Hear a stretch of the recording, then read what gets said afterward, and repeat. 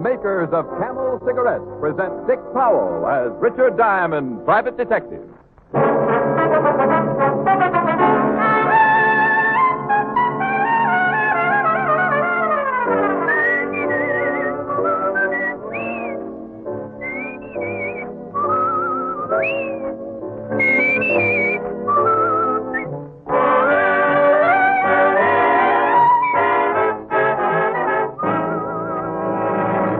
Listen to this convincing proof of Camel mildness. Hundreds of men and women from coast to coast smoked only Camels for 30 days. Every week, leading throat specialists made thorough examinations of their throats. The throat specialists reported not one single case of throat irritation due to smoking Camels. Start your own 30-day Camel mildness test. Let your throat tell you how mild Camels are, day after day. Then you'll know why Camel is by far America's most popular cigarette.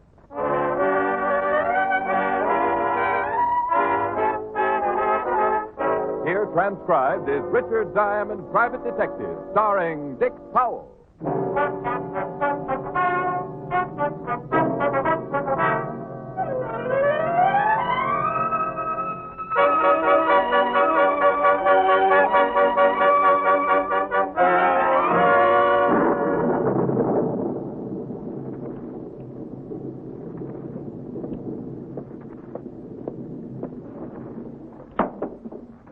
Raining cats and dogs. A busy day for the Humane Society. Oh, what a beautiful morning. Oh, what a... music critic. Diamond Detective Agency, we solve all crimes, we frown on sin, but the weather is awful and we'd rather stay in. Who wouldn't? Oh, hi, Helen. Hi. Did you like that slogan? Yeah. It gives me an idea. I want to report a crime. Well, hide the body till tomorrow, dear. It's raining. You can lose your license with an attitude like that. Oh, baby, you certainly know where I'm ticklish. Where's the crime? You're still single. So am I. Well, in your case, that is a crime. In mine, it's just a misdemeanor. Anyway, I can't discuss an assignment I'm still working on. I'll help you solve it. I want to give myself up. Sorry, no case. Why not? I've seen you in an evening dress. Nobody could pin anything on you. Would it interest you to know the piano tuner is here and very good looking? Pulling wires will get you nowhere. Is my picture still on the piano? The one where I look like a tough detective? No, I threw it in the fireplace. I love to sit by the fire and dream of you. Besides... Oh, did it thunder down there? Yeah. Small world, isn't it? I've got to hang up, dear. Got work to do. Well, come over tonight. You can try the piano and my patience. What work have you got to do? Have to fill my lighter and dry my shoes. What are you talking about? Well, I smashed my car up in a collision and had to walk to work. Work, he said, smiling through his tears. Where's your car now? In Larson's garage. You need a rich wife who can give you a chauffeur. Hang up, doll. You're getting too near my prize. Bye. Bye.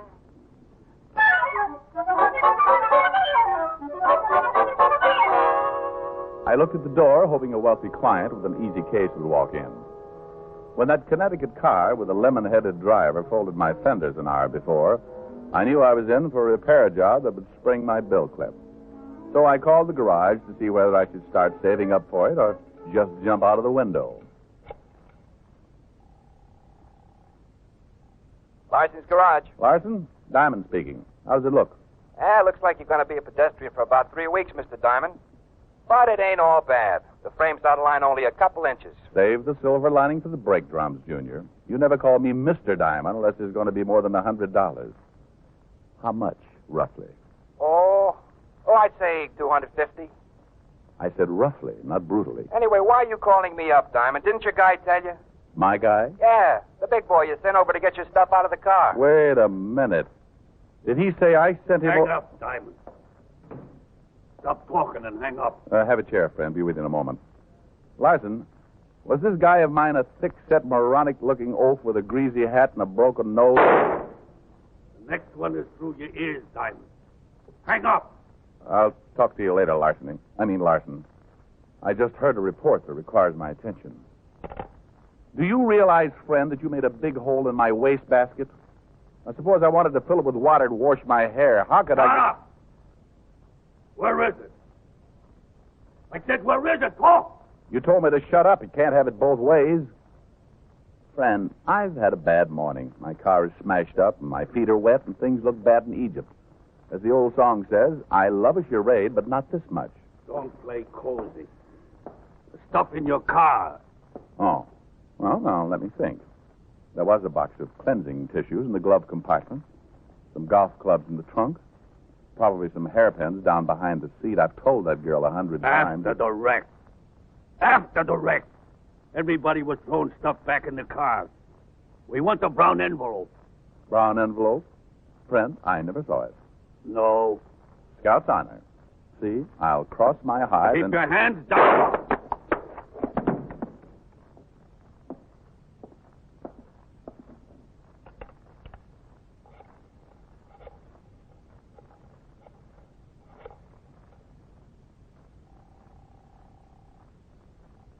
Homicide, Lieutenant Levinson speaking. Rick Walt, get over here right away. I'm busy. You better get over here. I've done it again. There's a dead man in my office. What? Just get over here and bring me a new wastebasket.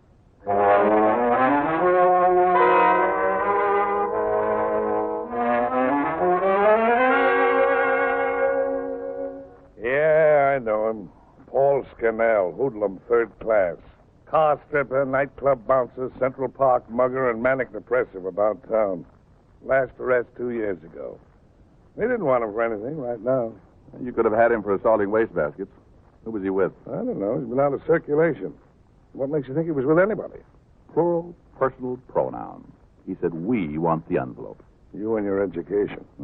You hadn't been a little faster than he was, you'd be getting your doctor's degree right now. Incidentally, were you expecting something? Only the usual things, death and taxes. 2 men with whiskers. Why? Wearing your clavicle gun in the office, out of character. Comfort-loving type. A shrewd observation, Walter. And it was. Normally, I'd have shucked the gun the minute I got in the office. When my car got hit, the pistol was knocked out of the clip under the dash, so I stuck it in my shoulder holster. There were 6 police officers and 1,300 helpful citizens on the scene, and I didn't want to linger for extra questions. I told Walt about Scannell going through my car at Larson's garage. He looked thoughtful, and when Walt looks thoughtful, he's thinking. The police force could use a lot of Levinsons. Brown envelope with murder in it. Rick, there's more of this than a traffic brawl. What did you bring here from the scene? Just my wet feet and my briefcase, the one I always carry to make me look businesslike. You couldn't look businesslike if you carried a cash register. Look, let's reconstruct a little. Take it from the crash. Okay. Slippery streets. A gray coupe with Connecticut plates came barreling through the stoplight. I tried to get over, but there was a curbstone and a 30-story office building in the way. Remind me to write my congressman about the real estate lobby. You mention my name, you'll get a nasty answer. Go on, will you? Well, we smacked. You mean you didn't hear it? Only 24 blocks away? Oh, sure, but I thought it was just another atom bomb. Well, 4 doors flew open, 2 on my car, 2 on the gray coupe, stuff all over the street. Papers, spare parts, broken glass, my bridge work, the usual debris. While the other driver and I were exchanging information and insults, a few warm-hearted bystanders, seeing there's nothing worth stealing, threw the stuff back into the cars. Mine was hauled away to the garage. How about the other fellas? The other fellow was a girl. Well, you may say so, officer. Platter of goodies. Friendly, too, in a nervous sort of way. Did you get a name and address? Certainly. You think I'm an idiot? I can't answer that without breaking up a beautiful friendship. Where's the data? The stuff is in my briefcase. Where's the briefcase? In my desk. And don't ask me where the desk is. You're sitting on it. Here. Give me. Take. What a mess. Reminds me of my wife's handbag. I would know. I've never been in your wife's handbag. Mr. Diamond, this is business. Shall we examine the contents of the briefcase? Pray do. Thank you. Item, paperback book. A weekend painter. Planning on painting a weekend? Man's entitled to a hobby if he ever gets time for it, which he doesn't. Item, notebook, black. Keep out of that. Killjoy. Item, book of matches, no printing. Item, clip of cartridges. Item, card notifying a dental appointment this morning. Couldn't make it. Have to cross that bridge work when I find it. Yeah. Well, that's all there is. No brown envelope. No, I wouldn't have a brown envelope. Never use that color. It makes me look sallow. You're not much help. Well, do something, Fatty. Something. Why don't you just send all my envelopes to the lab and get the glue analyzed? I had a horse last week that dropped dead in the far turn, and I... Diamond Detective Agency, detecting done by day or night and holidays, if the fee is right. Diamond, this is Sergeant Fraser. Is Lieutenant Levinson there? Yeah, he's here in a briefcase. For you, Walt. Thanks. Levinson. Fraser here. No, hi. That express company robbery that happened this morning, we picked up the getaway car. Thought you want to know right away. Yeah, thanks, Sergeant. Car abandoned? Yeah, seemed to be pretty smashed up, too. Front end all banged in. Gray coupe with Connecticut plates. Okay, hold it for a route. Wait a minute. Gray coupe could... Rick, that car you banged into this morning, gray coupe, Connecticut plates? That's right. Why? Tell you in a minute. Sergeant. Yeah? Get with the traffic bureau. I want everything on the collision at Madison and 43rd. Everything, including a weather report. Rain, followed by Saturday and Sunday. And Fraser. Yes, sir. The driver of the car. Get out a warrant for... Rick, what did the driver give her name as? Markham. Dora Markham, housewife. Dora Markham, Sergeant. Probably phony, but make it out anyway. I'll be back at the office soon. Rick, this accident of yours is something big. You should see my repair bill. Shut up and listen, will you? This is serious. Early this morning, the Huxley Express Company was robbed of $600,000. Wow. Yeah, now get this. The car you smashed into was the getaway car. Whoever this dame is who was driving, she's tied in somehow with the gang who pulled the job. Mm-hmm. Well, Fatty, this is all very enlightening, but go a little farther. Why did this Scannell guy come here looking for a brown envelope? I don't know. But I'm going back to the precinct. This is the first break we've had on this case. And you better keep your eyes open and that gun in your shoulder holster. Can't. Crushes my camels every time I stoop over. Oh, Rick, for the last time, this is no joking matter. For some reason, that gang thinks you have a brown envelope. That envelope means enough to them to kill for it. Ricky, my boy, up to now, you've been shot with luck. Don't crowd it.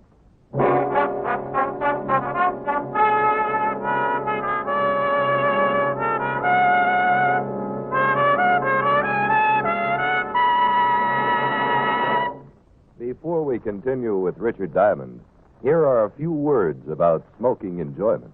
Here's the one sensible test of cigarette mildness. Smoke only Camels for 30 days.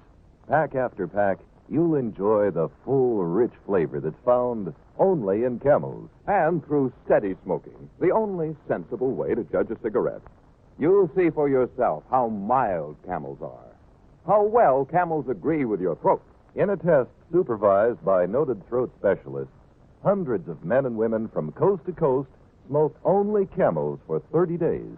The throat specialists made more than 2,000 careful weekly examinations of the throats of these smokers, and they reported not one single case of throat irritation due to smoking Camels. That's conclusive proof of Camel's mildness. Start tonight to make your own Camel 30-day mildness test. Make Camels your steady smoke, and you'll discover just why Camel is America's most popular cigarette by billions. How mild, how mild, how mild, how mild, how mild can a cigarette be? Smoke Camels and see.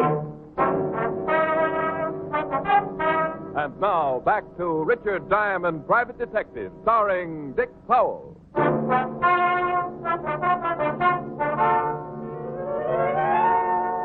Up until now, as the man said, I had been shot and shot at with luck. I was in the middle of something, but didn't know what. After Levinson left, I sat and stared out the window. It didn't work any harder than that until the phone rang. Diamond Detective Agency, we try to please... Hello? Hello? Hello? Oh, well, maybe it was the wrong number. Or maybe it was somebody wanting to be sure I was here. I felt like a new clay pipe in a shooting gallery waiting for the sailors on Saturday night. It was a nice little office, but I suddenly didn't like it. I thought I'd go ask Helen about the piano sooner. I liked that idea. So I got up, packed my briefcase, shoved my stuff back in it, and as I zipped it shut, my hand felt a piece of paper stuck underneath it. It was the brown envelope. I got to work on it, and inside was a baggage check, and written on the back of it were two words, Blue Duck. I was just getting... Don't bother, Mr. Diamond. Just give it to me. Well, hello, Dora Markham, housewife. I'm not as stupid as Paul Scannell, Mr. Diamond. Also, I'm a better shot. Well, he wasn't too bad. Got my wastebasket right between You talk too much. Get up, turn around, and take off your coat. Oh, do I have to? It's so pretty. My shirt's wrinkled on account of the rain, and Take it off, or the coroner will cut it off. Oh, I should have sent you in the first place, Dora. You're much more convincing. Okay, it's off. Look, you're a housewife. There's a button loose on the left sleeve, and I... The trousers? Off. Oh, now, Dora. The door is closed, and there's a silencer on this gun. I'd love to silence a noisy detective who tried to move in on a off diamond. Yes, ma'am. Gypsy Rose Diamond. A pretty girl is like a melody. How have you ever lived this long? Fresh air, hard work, and green vegetables. Let me show you my diet list. I have it right Stay here. away from that desk. Now, hand me your coat and trousers. Thank you. Turn around. Walk to the wall with your hands up. Up high. At the next tone signal, Diamond, your phone is being disconnected. Oh, Dora, you're wonderful. I could go for a strong girl like you, and I would, too, if you didn't have that... Well, you could have said goodbye.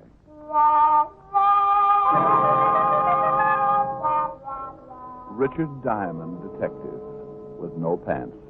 A private eye welcoming his privacy. I looked for the brown envelope. Gone with my wardrobe. I looked at the telephone. Alexander Graham Bell couldn't have fixed it with Don Amici handing in the pliers. I peered out into the corridor. No one in sight. Not even an insurance agent or a typewriter salesman. This alone was making history. I wondered if I could trot through the streets to the 5th Precinct pretending to be a cross-country runner. No. Not in blue silk shorts. I sat down and waited.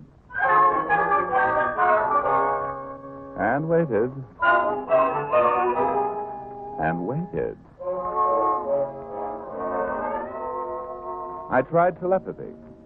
Helen, I thought, come and get me and bring me a pair of trousers. Helen, I concentrated. It's Rick.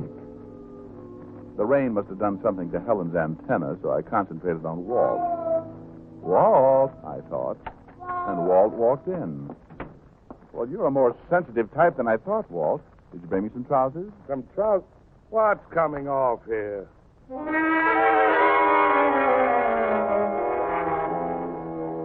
The straight line was too easy, so I passed it up. I told Walt about Dora the housewife and the brown envelope and the baggage check inside it. Anything else?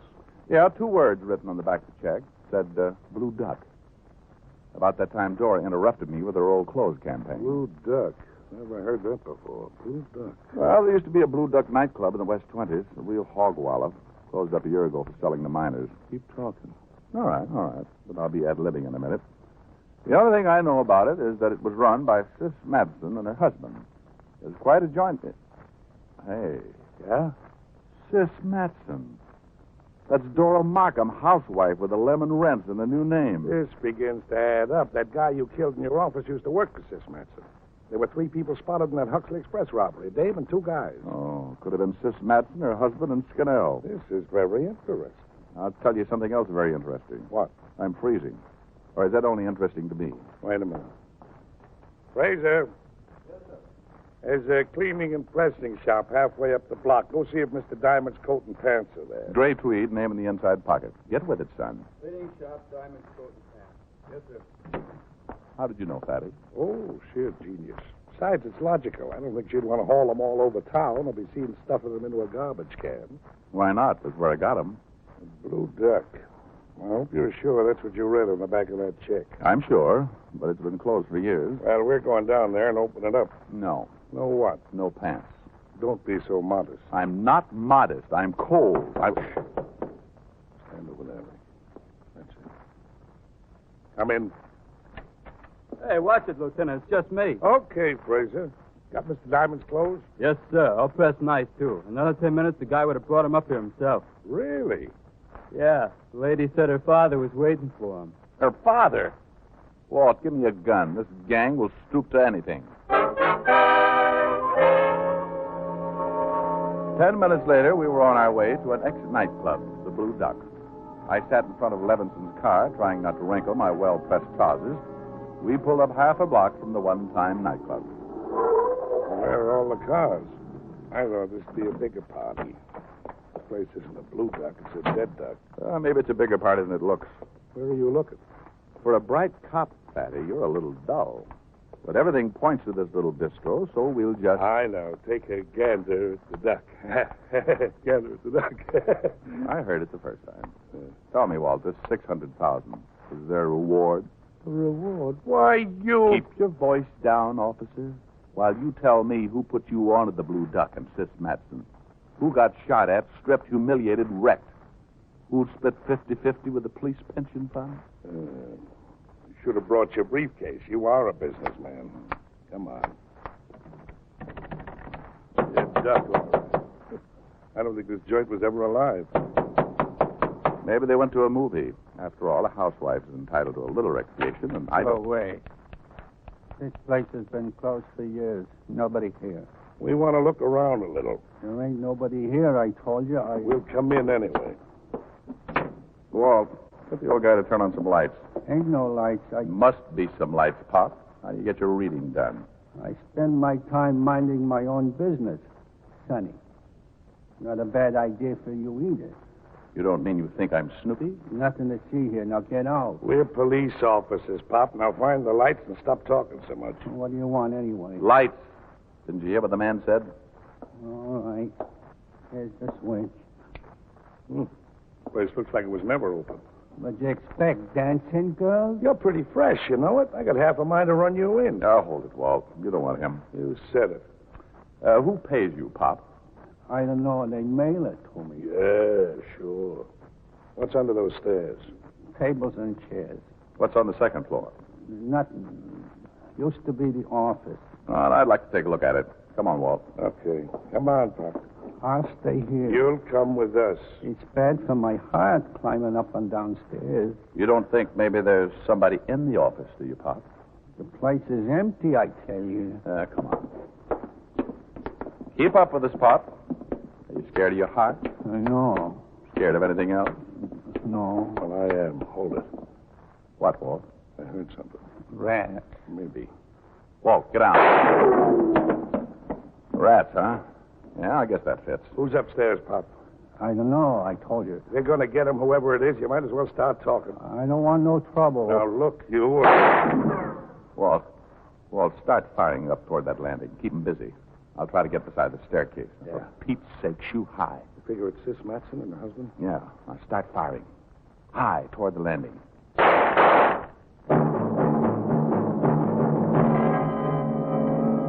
I started crawling under Walt's fire toward the stairs. I was getting sore. First, this Sis Matson steals my pants, and now she makes me muss them up. 15 snail crawls later, I was beside the staircase and had a good view of the landing. I could see the man who must be Sis's husband crouched down and firing toward Walt. I raised up. Matson, drop it. Okay, pal. Good shot, Rick. Yeah, but not good enough. All right, Matson, stop shooting. Drop the gun. You've had it. Come on down here. That's a good boy.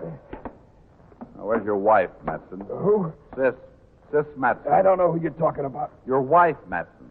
Come on, don't stall. Look, you hit me. Get me to a hospital. I'm hurt bad.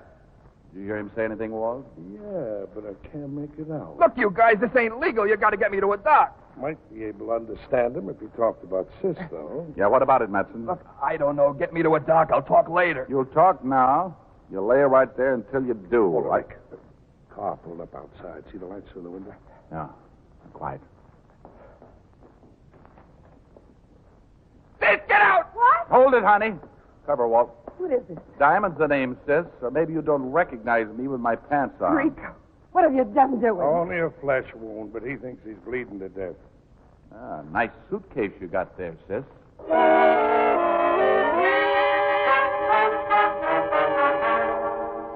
And it was. When I opened it, I half expected to find a collection of men's trousers. But instead, I found stacks of my favorite color, green. You know, most ducks have only one bill. But lying on the floor of the Blue Duck in a suitcase were 600,000 of them. It had been a colorful day. Gray weather, brown envelopes, blue ducks, and green money.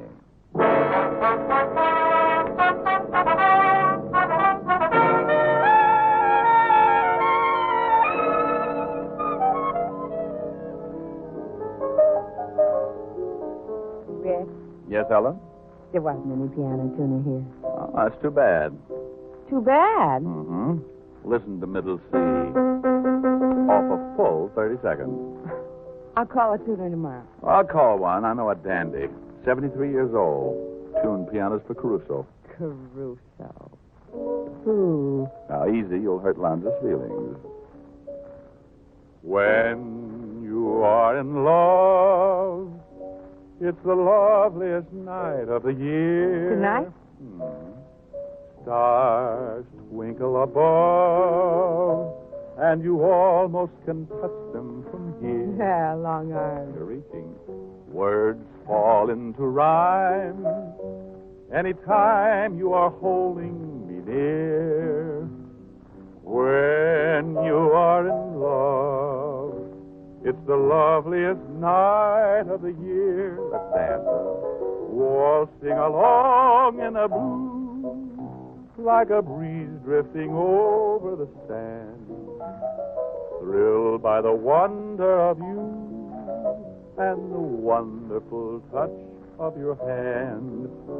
And my heart starts to beat like a child when a birthday is near. So kiss me, my sweet. Is that an invitation? Oh, it's the loveliest night of the year. Like it? Yeah. What are you staring at? You? Flattering to me when you show up with your clothes so well pressed. I think I'll kiss you. Well, goody. You need a woman like me, Rick? There is no woman like you, Helen. I know it. But you better grab me while I'm available.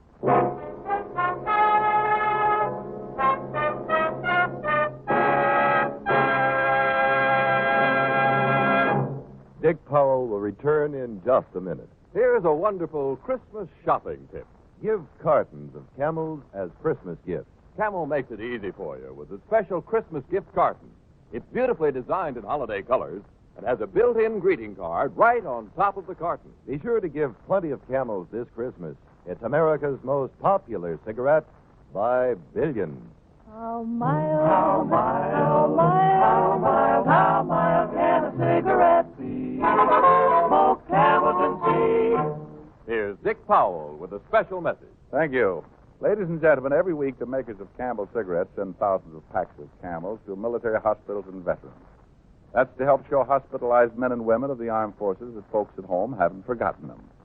This week, the free packs of Camels go to Veterans Hospitals, Marion, Indiana, and Sheridan, Wyoming, U.S. Army Station Hospital, Camp Gordon, Georgia, and U.S. Naval Hospital ship Repose.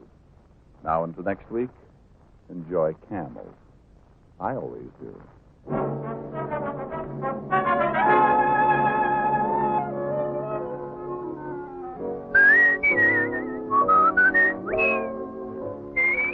Dick Powell can now be seen starring in the Universal International film You Never Can Tell. Tonight's transcribed adventure of Richard Diamond was written by Dick Quentin, with music by Frank Worth. Our director was Nat Wolf. Virginia Gregg played the part of Helen Asher, and Alan Reed was Lieutenant Levinson. Others in the cast were Kay Stewart, Herb Butterfield, Herb Ellis, and Bob O'Connor. The bite is out and the pleasure's in when you smoke Prince Albert. It's specially treated not to bite your tongue. The bite is out and the pleasure's in. That's why pipe smokers will be delighted with Prince Albert for Christmas. The big 1-pound tin of Prince Albert comes in a gaily designed holiday package that needs no wrapping. Just write your greeting on the built-in card and present Prince Albert to delighted pipe smokers. Listen next week for another exciting adventure of Richard Diamond, starring Dick Powell. This is Your FBI. The official broadcast from the files of the FBI follows immediately. Stay tuned. This program came to you from Hollywood. This is the American Broadcasting Company.